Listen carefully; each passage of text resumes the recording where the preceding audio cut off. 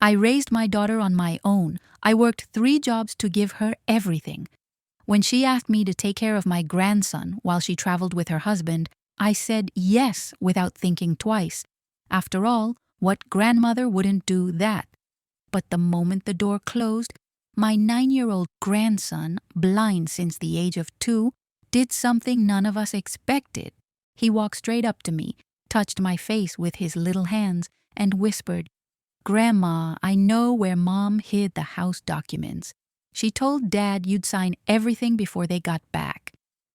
At that moment, I realized my own daughter was planning to take my home away from me, and the only one who cared enough to warn me was a 9-year-old child who couldn't even see me. What I did next changed everything. Before we continue, subscribe to the channel and hit the like button to help me bring you more stories like this. And tell me in the comments, where are you watching from? I want to know who's here with me on this journey. My name is Helena, I'm 62 years old. And if someone had told me 3 months ago that my own daughter would try to take my house away from me, I would have laughed in that person's face. But life's funny like that, right? You raise your kids, give them everything you can, give up so much, and sometimes you realize you don't know people as well as you thought you did. I live in Ocala, in the countryside of Florida, in a house I bought with the sweat of my own hard work after my husband passed away 12 years ago. I'm a pharmacist. I worked 35 years at the same local pharmacy until I retired 2 years ago. My house is in a quiet neighborhood, a single-story place with a covered porch and a front garden that I take care of myself. I spent my entire life fighting to have this little corner of my own, And I never imagined that my own daughter, my Brenda, would be capable of trying to rip it away from me. The story began on a Saturday morning, late October. I was out on the porch watering my azaleas when I heard her car pull into the driveway. It was Brenda with Ethan, my 9-year-old grandson. The boy has been blind since he was 2, a bout of meningitis that nearly took him and left irreversible damage. He is the light of my life, that little grandson who makes me feel like I'm still good for something important. Brenda seemed different that day, more upbeat than usual, almost euphoric. She was wearing a new dress, her nails were done, her hair looked perfect. Those curls of hers perfectly defined. "Mom, I came to ask you a huge favor," she said, hugging me in that slightly rushed way of hers. "Can you stay with Ethan for 10 days? Kevin and I got an amazing opportunity to go on a Caribbean cruise. It's a promotion his boss managed to get, but we have to decide today." I looked at Ethan, standing there holding his white cane, with that shy little smile he always has. "Of course, sweetheart. You know I love spending time with my grandson." Brenda kissed me on the cheek, already pulling out her phone to confirm the trip. "Thank you, Mom. You're the best. We'll be back on the 15th. I'll bring everything Ethan needs later this afternoon." That afternoon, Brenda came back with 2 large suitcases. It seemed like a lot of luggage for just 10 days for a child, but I didn't say anything. She came into my house with that nervous energy, talking too fast, organizing Ethan's things in the guest room I always keep ready for him. "Mom, look, I left his meds here, his schedule, the ophthalmologist's contacts. But you already know all that, right?" She barely looked at me while she talked, her eyes glued to her phone. Kevin, my son-in-law, stayed outside in the car, honking twice like he was in a hurry. I thought it was strange that he didn't even get out to say goodbye to his son, but Brenda explained it away. "Oh, Mom, he's in a rush because we still have some things to take care of before we leave early tomorrow." When she bent down to hug Ethan, I noticed something that made me uncomfortable. She held his face with both hands, looked straight into his eyes, those brown eyes that can't see a thing, and said, "You're going to be a good boy for Grandma, right, my son? Very quiet, no trouble." There was something in her tone, an urgency, almost an order. Ethan just nodded, After she left, I stood there in the living room, staring at those two huge suitcases. Something wasn't right. I've known my daughter for 34 years. I know when she's hiding something, but I pushed that thought aside, convincing myself it was just my imagination, that mother's habit of seeing problems where there aren't any. I went into the kitchen to make Ethan's favorite dinner, fried chicken with mac and cheese, and when I called him to the table, he came walking slowly, counting his steps like he always does, his little hand sliding along the wall. We ate dinner talking about his school, his friends, the Braille project he'd made in art class. He was quieter than usual, but I chalked it up to being tired. After dinner, I gave him a bath, put his pajamas on, the blue ones with raised little stars that he loves, and tucked him into bed. I sat on the edge of his bed, softly singing that song I used to sing when he was a baby. When I thought he was asleep, I slowly stood up to leave the room. That's when I heard his voice, very softly. "Grandma, you're not going to let Mom do this, are you?" My heart skipped a beat. I went back to his side. "Do what, sweetheart?" He stayed quiet for a few seconds, like he was deciding whether he should tell me or not. Then he whispered, "I heard her talking to Dad in the car before we came here. She said that when they got back, you would have already signed everything." I froze. I literally felt my entire body go cold. I sat back down on the edge of Ethan's bed, my hand searching for his under the blanket. "Sweetheart, what exactly did you hear?" I tried to keep my voice calm, but my heart was pounding. Ethan turned his little face toward me, that way he has of looking, even without being able to see, his little brown eyes fixed on some random spot above my shoulder. He can't see me, but he always turns his face toward where my voice is coming from, as if he could see me through his ears. "I was in the back seat, Grandma. They thought I had my headphones on, but I just had them on my head. I wasn't listening to anything. I like listening to what adults say when they think I'm not paying attention." He gave a sad little smile.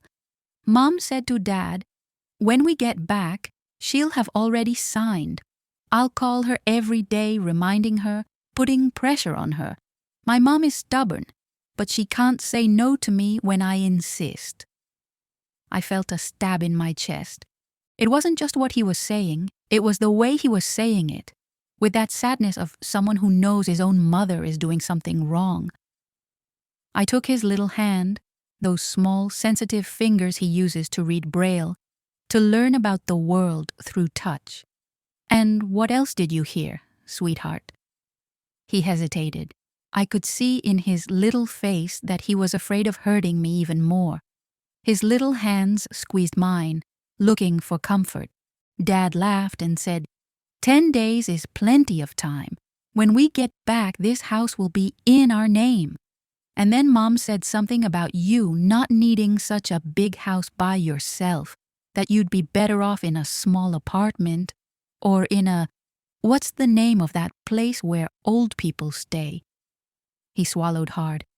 "A nursing home, Grandma." She said nursing home. I couldn't hold it in. A tear rolled down my face. I wiped it away quickly, but Ethan felt it. That boy notices everything. When you can't see, you develop your other senses in an incredible way. He hears my breathing change, feels when my hands tremble, even notices the smell of my tears. "Grandma, are you crying?" He sat up on the bed, his little hand searching for my face, his delicate fingers touching my wet cheeks. That's how he sees people, through touch. He slid his fingers across my face, feeling the wrinkles, the tears, my expression of pain that he can't see but can feel.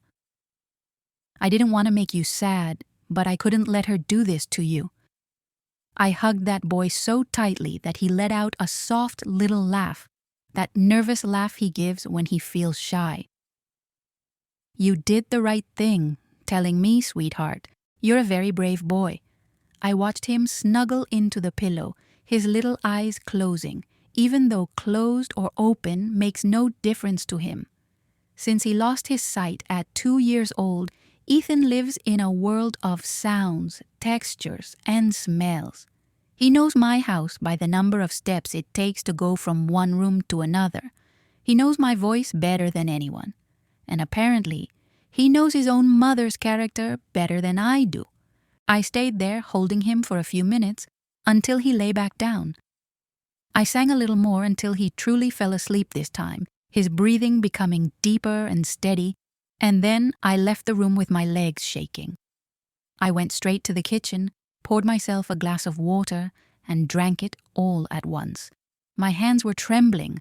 My own daughter, my Brenda, the girl I raised on my own after her father died. The girl I worked 2 jobs for to pay for private college.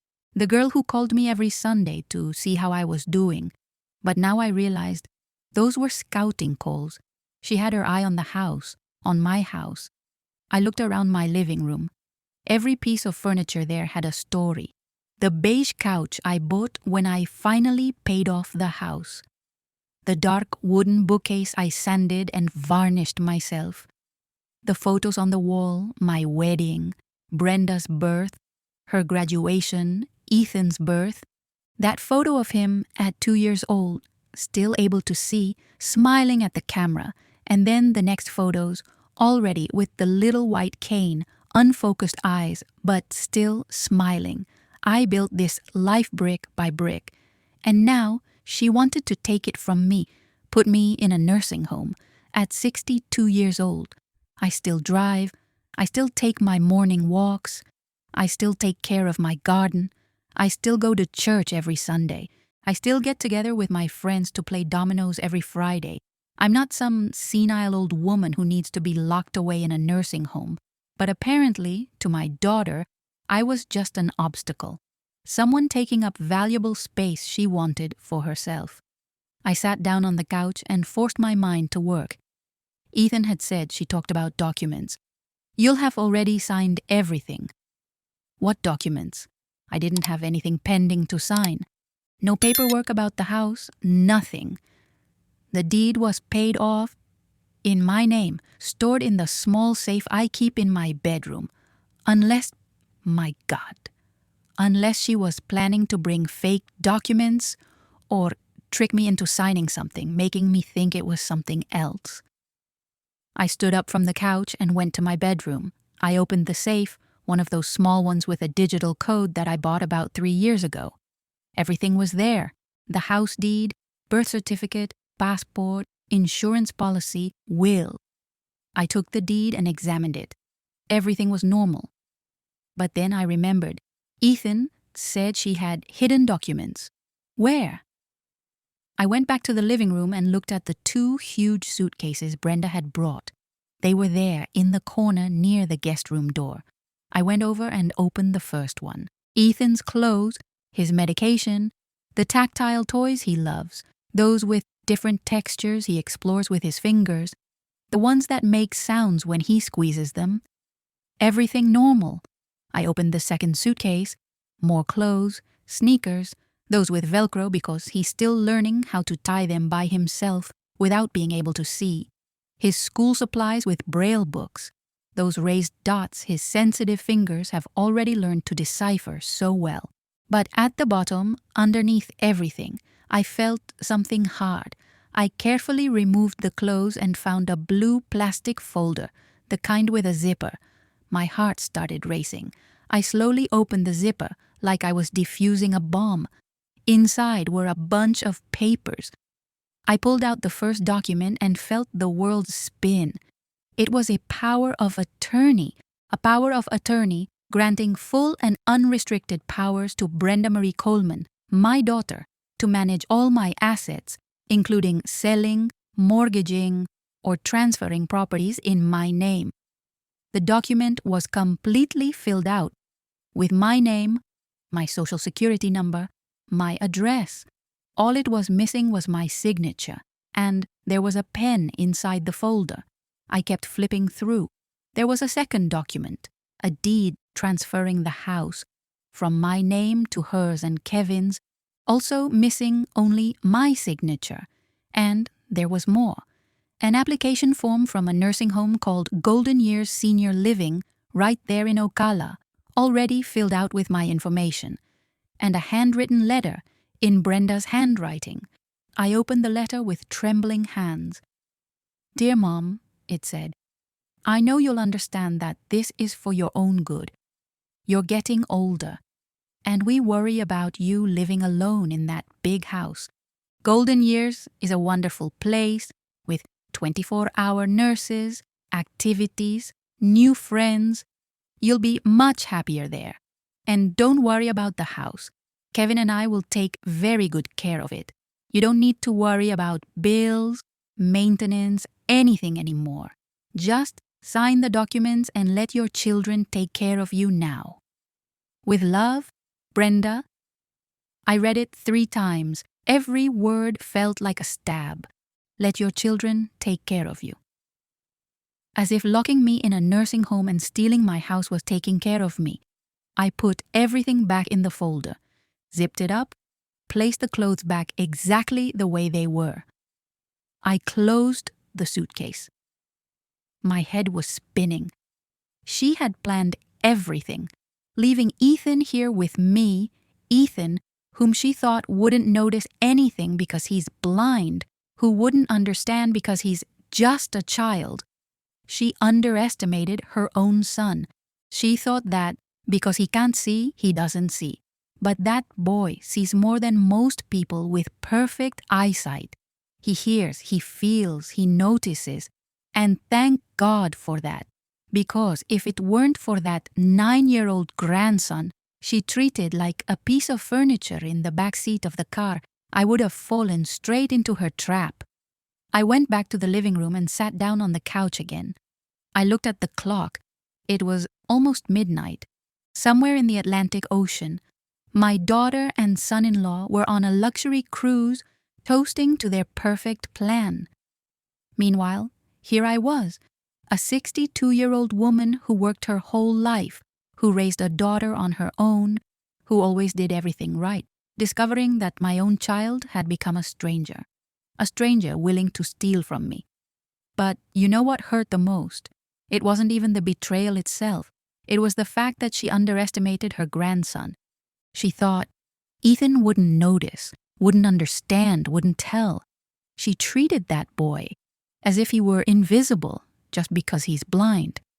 As if the absence of sight meant the absence of understanding, intelligence, or love for his grandmother. And it was exactly that boy, that 9-year-old grandson she left behind without a second thought, who can't see anything but notices everything, who saved me. That night, I couldn't sleep. I lay in my bed, staring at the ceiling, planning my next steps, because one thing I knew for sure, I wasn't going to let this happen, not without a fight, and this time I was going to fight in a way Brenda would never forget. On Sunday morning, I woke up after only 2 hours of sleep. My body was exhausted, but my mind wouldn't stop. I went to the kitchen to make coffee and found Ethan already sitting at the table, still in his pajamas, his little hand searching for the cup of juice I always leave in the same spot for him. "Good morning, sweetheart," I said, and I saw that shy little smile show up on his face. "Good morning, Grandma. Did you sleep well?" I lied and said yes, but I think he could tell. That boy can tell everything. I made pancakes, his favorite, and while he ate using his fork with that precision he's developed, mentally mapping where each piece was on the plate, I watched him. I watched that grandson his own mother had used like a pawn in a dirty game, never imagining he was smarter than she would ever give him credit for. After breakfast, while Ethan was in his room listening to an audiobook, he loves adventure stories, I grabbed my phone and called Diane. Diane has been my best friend for 23 years, ever since we met at the pharmacy where we worked together. She retired the same year I did, and now we see each other almost every day. "Di, I need you at my house. It's urgent." I didn't give details over the phone. Half an hour later, she was at my door, with that worried look on her face.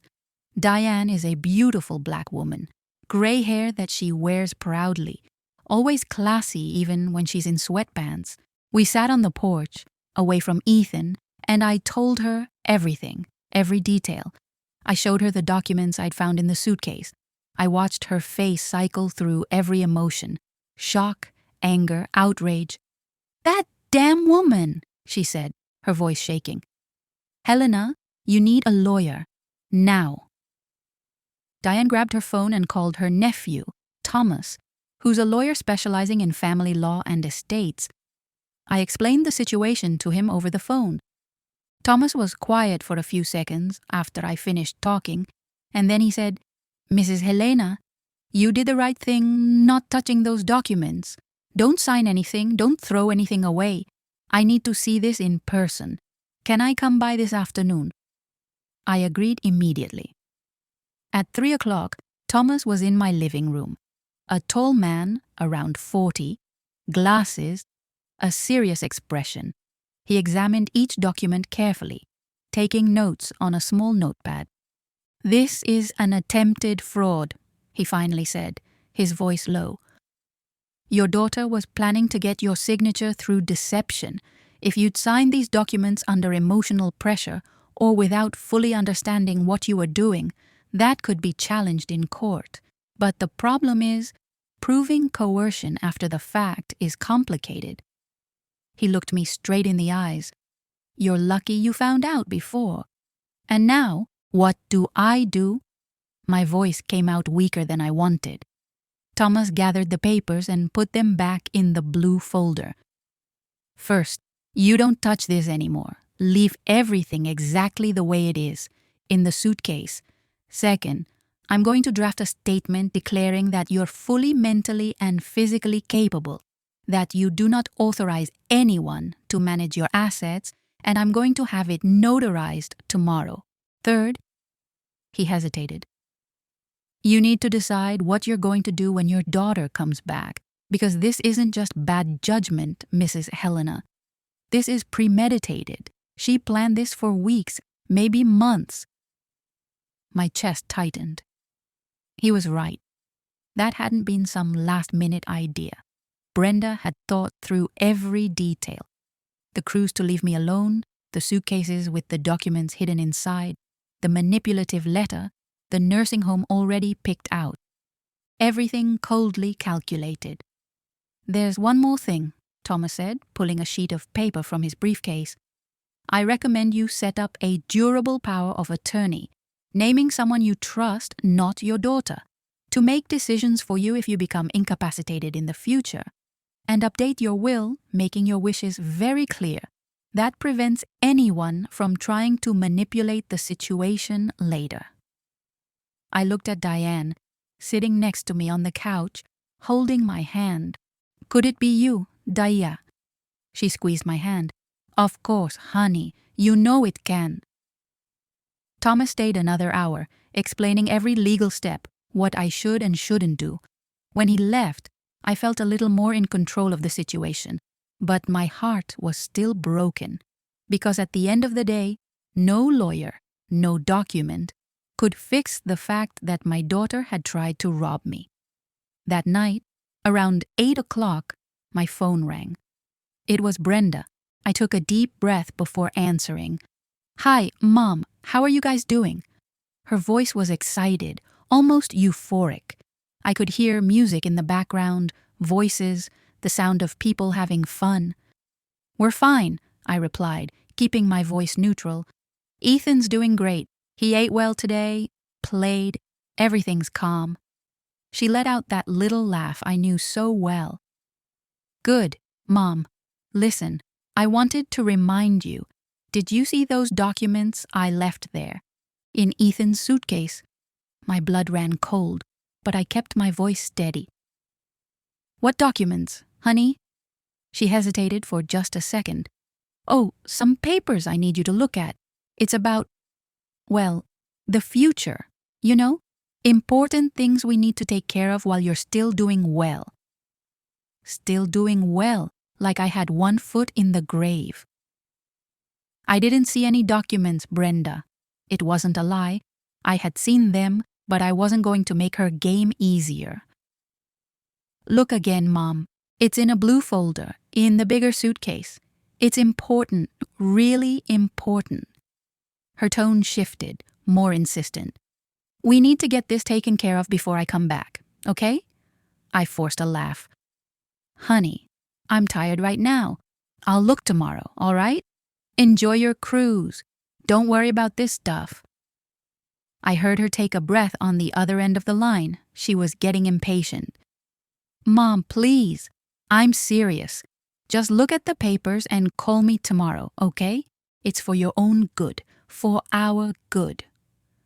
For our good. She was starting the emotional manipulation, exactly like Thomas had predicted. All right, honey, I'll look. Now go on, enjoy it. Love you. I hung up before she could keep going. My hands were shaking. Diane, who'd stayed for dinner with me, looked at me with concern. She already started the pressure? I just nodded. On Monday morning, I took Ethan with me downtown to Ocala. He needed to go to the eye doctor for a routine checkup Brenda had scheduled weeks ago. While we waited in the lobby, Ethan sitting beside me with his little hands in his lap, I watched other kids playing, kids who could see the toys, the colorful magazines, the pictures on the wall. Ethan just sat there quietly, listening to the sounds around him, turning his head toward every new noise. My heart ached.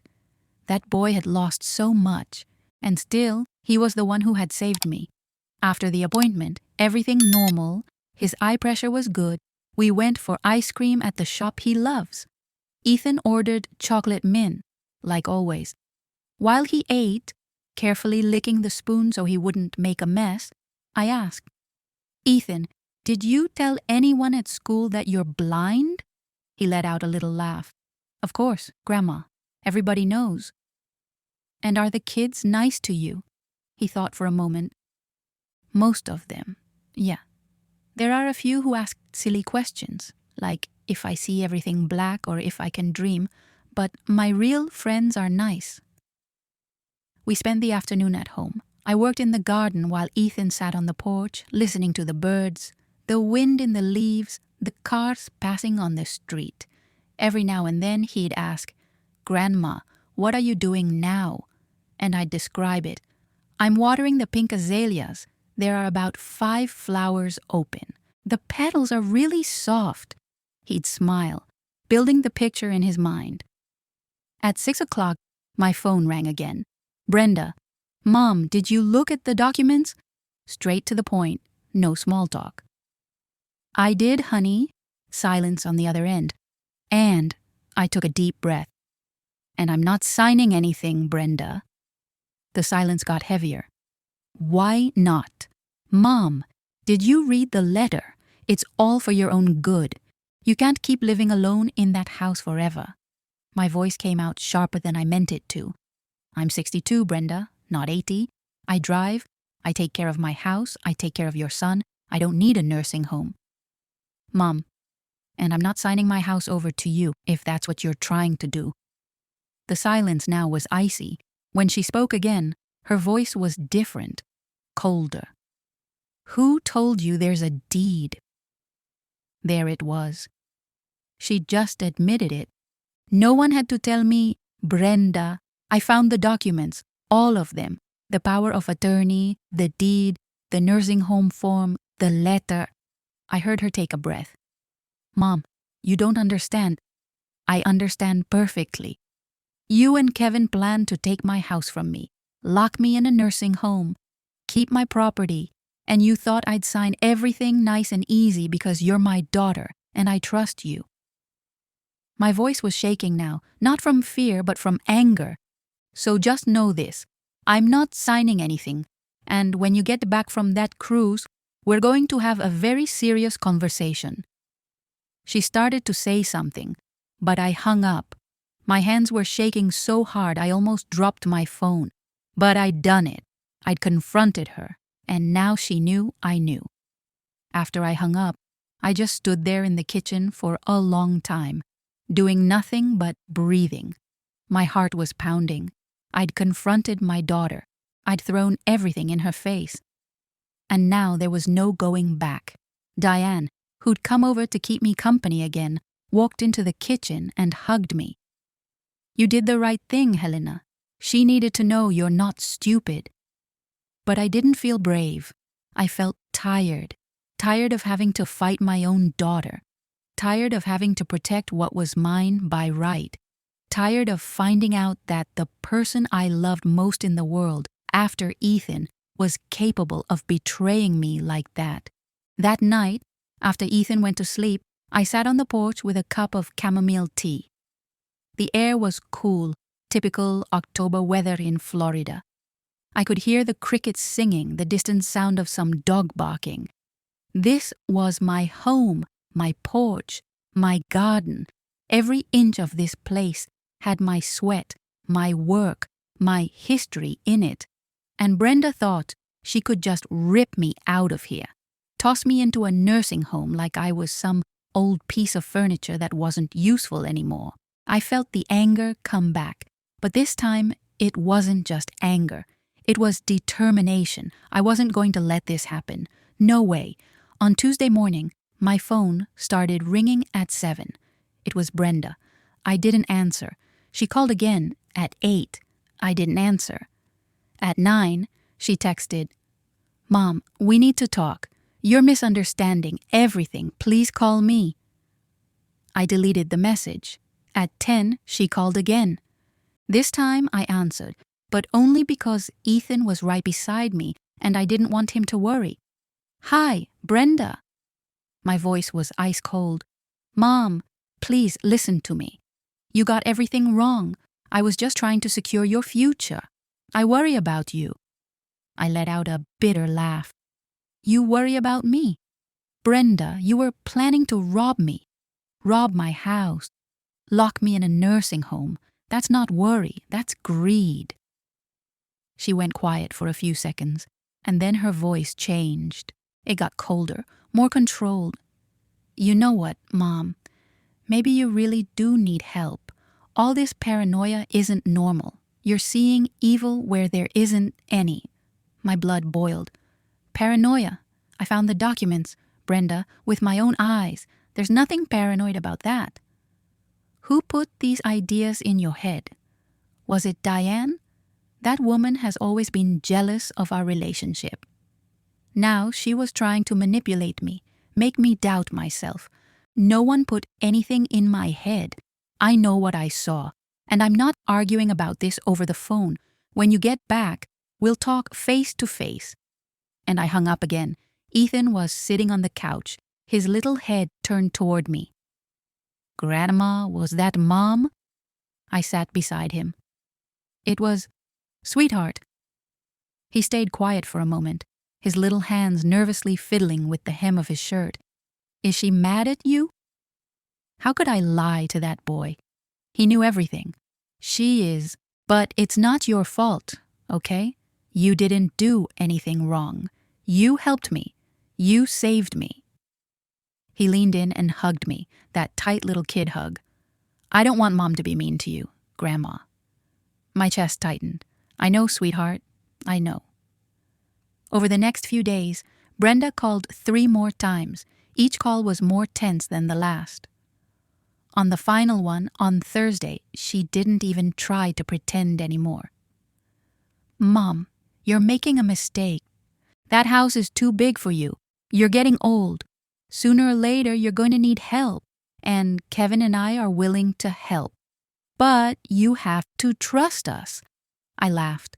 I actually laughed. "Trust you after you hid property transfer documents in my grandson's suitcase? You really think I'm that stupid?" "You're being dramatic." "I'm being realistic, Brenda. And you know what else? I already went to a lawyer. It's been notarized that I do not authorize anyone, to do anything in my name. So you can get that plan out of your head." The silence on the other end was deafening. When she spoke again, her voice was shaking with rage. "You went to a lawyer. You're suing me." "I'm not suing you. Not yet. But I am protecting myself, which is what I should have done a long time ago. You're going to regret this, Mom. And she hung up. I stared at the phone in my hand. You're going to regret this. That sounded like a threat. My own daughter had threatened me. I called Thomas, the attorney, immediately. I told him about the call. He was quiet for a moment. Mrs. Helena, you need to start documenting everything. Record the calls. Save the messages. If this escalates and it looks like it will, you're going to need proof. My God, I was having to gather evidence against my own daughter. How had it gotten to this point? On Saturday, a week after Brenda left for the cruise, Ethan and I were out in the backyard. I was teaching him how to plant sunflower seeds. He couldn't see the flowers when they grew, but he could feel the strong stalk, the big leaves, the soft petals. You put the seed right here in the little hole, I said, guiding his small hand. Now cover it with dirt. That's it, just like that. Now we water it. He was so focused, tongue sticking out the way kids do when they're concentrating. How long until it grows, Grandma? About 8 to 10 weeks, more or less. He thought for a moment. Will I be here when it grows? The question caught me off guard.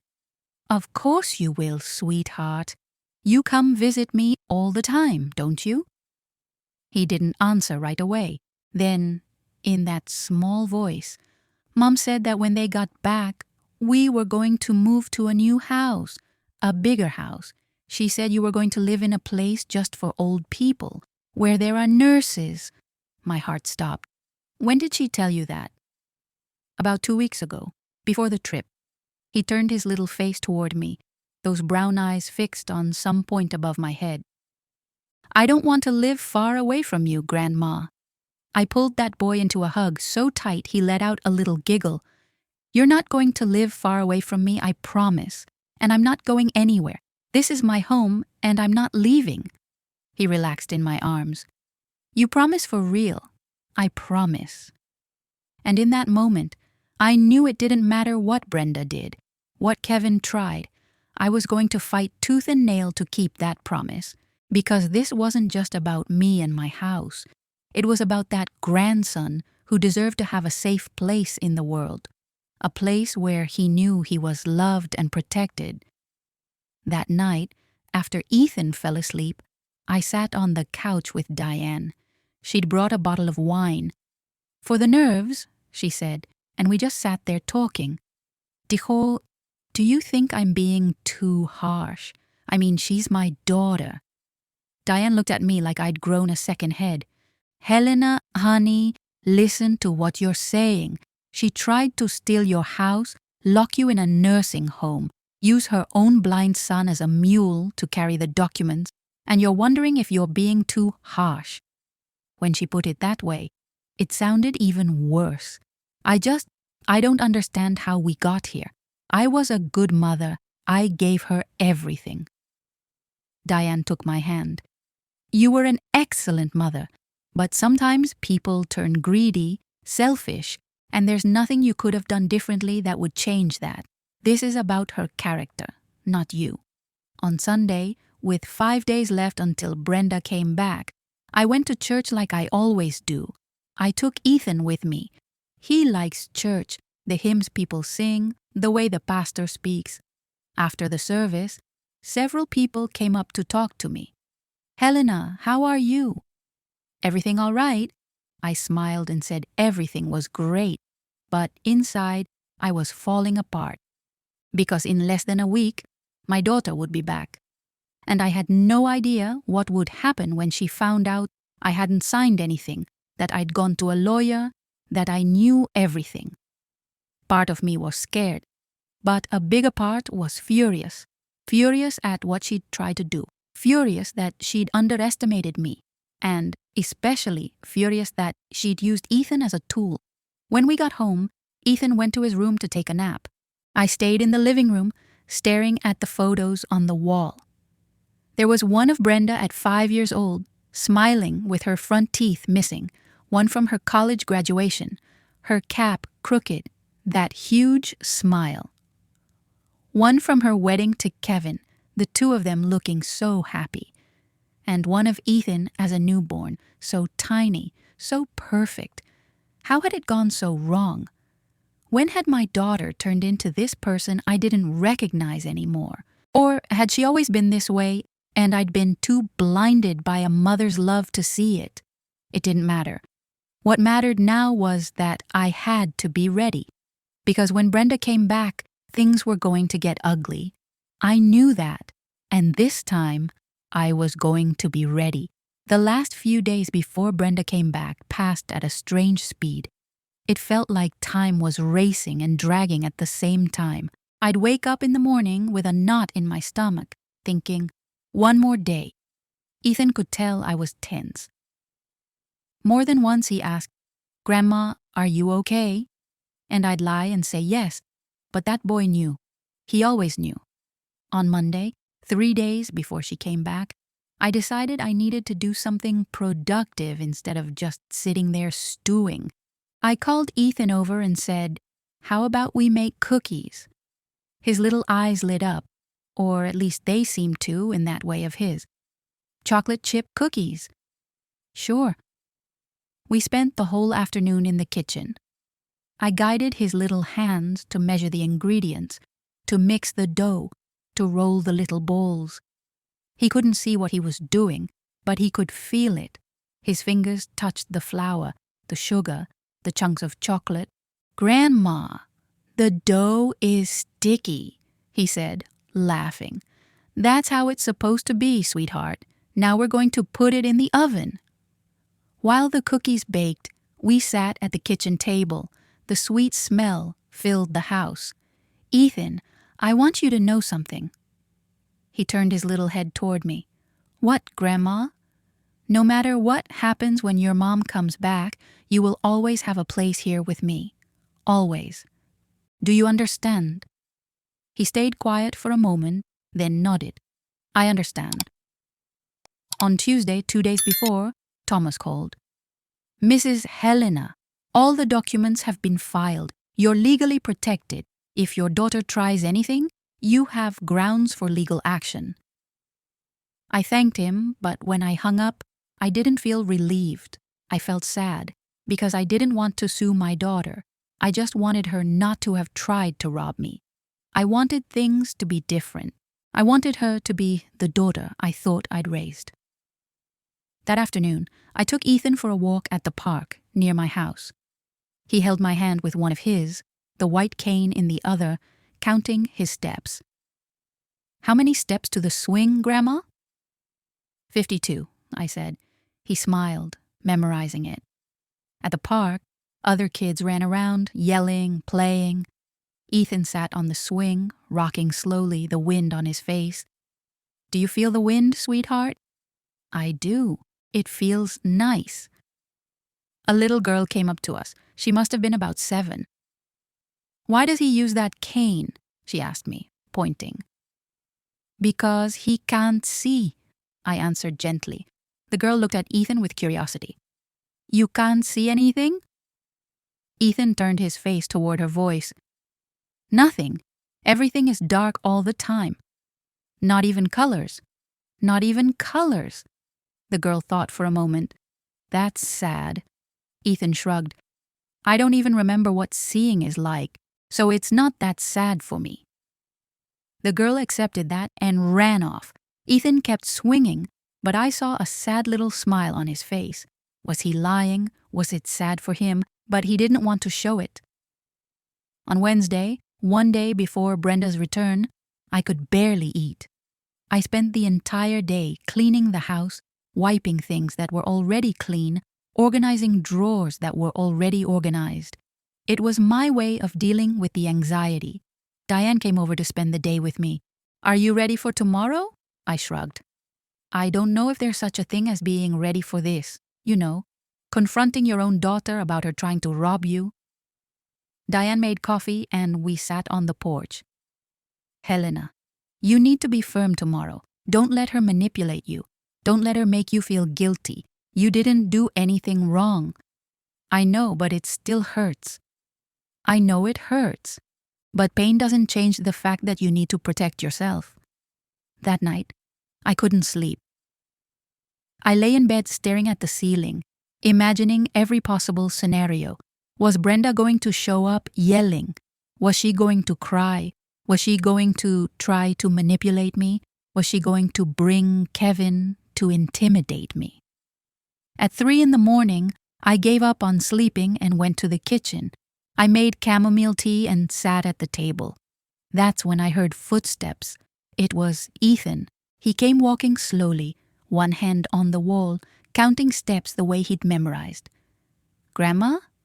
"I'm here, sweetheart, in the kitchen." He came in and walked straight over to where I was, guided by my voice. "You're not sleeping." I picked him up. He was still small enough for that, and he snuggled into my chest. "I was just thinking about Mom." "Yes." He was quiet for a while. Then, "I can't sleep either. I keep thinking, what if she gets really mad at me?" My chest tightened. "Why would she be mad at you?" "For telling you about the documents." I turned his little face toward mine, even though I knew he couldn't see me. "Ethan, listen to what I'm about to tell you. You did the right thing. You protected me. You're a brave, good boy. If your mom gets mad, it's not you she should be mad at. It's herself for doing something that was wrong." "But what if she doesn't want me to come visit you anymore?" That was his real worry. And honestly, it was mine too. "I'm not going to let that happen," I promised. "You're my grandson, and I will always, always fight to have you in my life." He snuggled closer, and we stayed there in that dark kitchen until the sun started to come up. On Thursday, the day they came back, I woke up to a message from Brenda. "We made it to Miami, getting the car now. We'll be there in 4 hours. 4 hours. My stomach flipped. I made breakfast for Ethan, bathed him, dressed him in his favorite outfit. I packed the 2 suitcases, including the blue folder with the unsigned documents. Everything exactly the way it was. Diane came to be with me. "Do you want me to stay here when she gets here?" I thought for a moment. "No, I think this needs to be between me and her, but can you take Ethan to your place for a few hours? I don't want him to witness what's about to happen." Diane agreed. When I explained it to Ethan, he looked worried. "I don't want to leave you alone, Grandma." "It'll be okay, sweetheart. I just need to talk to your mom, alone, but I'll pick you up at Aunt Diane's in a little while, okay?" He hesitated, but he agreed. At 2 o'clock in the afternoon, I saw Brenda's car pull up in front of the house. My heart took off. I took a deep breath. It was time. Brenda got out of the car with an expression I couldn't quite read. Kevin stayed inside, the engine still running. She was tan, her hair streaked with those highlights the Caribbean sun gives you. She was wearing a white dress, sunglasses perched on her head. She looked like someone coming back from a wonderful vacation. But her eyes, when she looked at me, were hard, cold. "Hi, Mom." Her voice was controlled, calculated. "Hi, Brenda. Come in." She walked into the living room and looked around. "Where's Ethan?" "He's at Diane's house. I thought it'd be better for us to talk alone first." She dropped her purse on the couch and crossed her arms. "So, you want to explain to me why you went to a lawyer behind my back?" I stood there facing her. I wasn't going to sit down. I wasn't going to put myself in a position of weakness. I went to a lawyer to protect myself, to protect what's mine, because I found out my own daughter was planning to rob me. She rolled her eyes. "Rob you? Mom, I was trying to take care of you, secure your future. You're blowing everything out of proportion." "Blowing it out of proportion?" My voice rose. "Brenda, you hid property transfer documents in your son's suitcase. You had a letter manipulating me into signing my house over to you. You'd already picked out the nursing home where you were going to lock me up. That's not taking care of me. That's fraud. She took a step toward me, finger pointed in my face. You're getting old, Mom. Can't you see that? In a few years you won't be able to take care of this house anymore. And then what? Do you think Kevin and I will be able to drop our lives to take care of you? I didn't ask you to take care of me, I replied, my voice steady. I'm taking very good care of myself, thank you. And when the day comes that I truly need help, I will decide what kind of help I want. Not you. She let out a bitter laugh. Sure, and who paid for your college? Who worked like crazy to give you everything? Now that I need something, you turn your back on me. Ah, there it was. Emotional manipulation. Guilt. Brenda, I gave you that education from the heart. Because I love you. It wasn't an investment expecting a return, and it definitely doesn't give you the right to steal my house. I wasn't stealing, she was shouting now. I was trying to handle things in a practical way. You're too stubborn to see what's best for you. What's best for me or what's best for you? My voice came out so cold she seemed to take a step back. You and Kevin want this house. Admit it. You want to get me out of here so you can have the property. And you were willing to trick me, manipulate me, use my own grandson to do it. The mention of Ethan made her face change. Leave Ethan out of this. You're the one who dragged him into it. You hid documents in his suitcase, used him like a mule. And you know what else? He heard everything. In the car, when you thought he had his headphones on. He heard you and Kevin planning it all. Her face went pale. He told you. He did. Because unlike you, that boy knows right from wrong, and he protected me. Your blind 9-year-old son protected me from you. I saw something crack in her face. For a second, I thought she might cry, but then the mask slid back into place. You know what, Mom? I tried to do this the easy way. But if you want to make things hard, then hard it is. I'll fight for that house. I'll claim you're no longer mentally fit to... Try? I cut her off. Go ahead and try. Because I have everything documented and notarized. I have medical records proving I'm in perfect physical and mental health. I have the documents you brought proving your intent to commit fraud. And I have witnesses, so go on, sue me. Let's see who wins. The silence that fell over the room was heavy. Brenda looked at me like she was seeing me for the first time. You've changed, she said quietly. No, Brenda, I haven't changed. I just stopped being foolish. She grabbed her purse and slung it over her shoulder. Fine. You want it this way? Then let's do it this way. But don't come crying later when you're all alone in this house, with no one. She went to the door, then turned to look at me one last time. And don't count on Ethan coming to visit you anymore. He's my son. I decide. My heart nearly stopped, but I kept my voice firm. You can try to stop me from seeing my grandson, but know this, I'll fight that too, in court if I have to, because unlike you, I actually care about that boy's well-being. She slammed the door on her way out. I heard the car peel away, tires screeching on the asphalt. And then, finally, my legs gave out. I sat down on the couch, my hands shaking. It was over. I'd faced her. I'd won. But I didn't feel victorious. I felt exhausted. My phone rang. It was Diane. Helena, are you okay? Can I bring Ethan back? Yes, I replied, my voice hoarse. You can bring him. 20 minutes later, the doorbell rang. It was Diane with Ethan. The boy walked in slowly, his cane tapping the floor, his little hand searching for the wall. Grandma, I went to him, knelt down and hugged him tight. I'm here, sweetheart. I'm here. Are you okay? Was Mom mean to you? How do you explain to a 9-year-old that his mother had just threatened me? We argued, I admitted.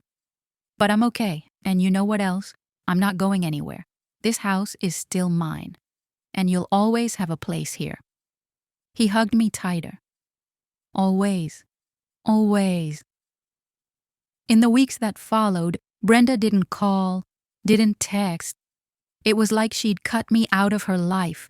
And honestly, it hurt.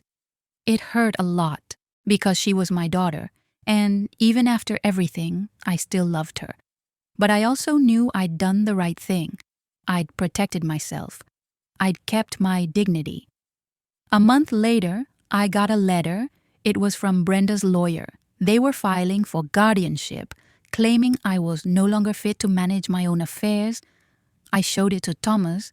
He read it and smiled. They don't have a case. With the documentation you have, this will be dismissed in weeks. And it was. 2 months later, the petition was denied. The judge even noted in the ruling that the attempt appeared to be motivated by financial interest rather than genuine concern for the respondent's well-being. As for Ethan, Brenda tried to stop me from seeing him, but the boy, brave as ever, called me in secret. "Grandma, I told Mom that if she doesn't let me see you, I'm going to tell everyone at school what she tried to do." And it worked. 2 weeks later, she called. Her voice sounded tired. "Ethan can spend the weekend there." "He can," I replied, simply. She hung up without saying goodbye. Today, 6 months after all of this, I'm sitting on my porch, my home, the one I fought so hard to keep. Ethan is in the garden, kneeling by the sunflowers we planted together. They grew tall, strong, beautiful. He can't see them, but he touches the thick stalks, the big leaves, the soft petals. "Grandma, they're huge." "They are, sweetheart, huge and beautiful."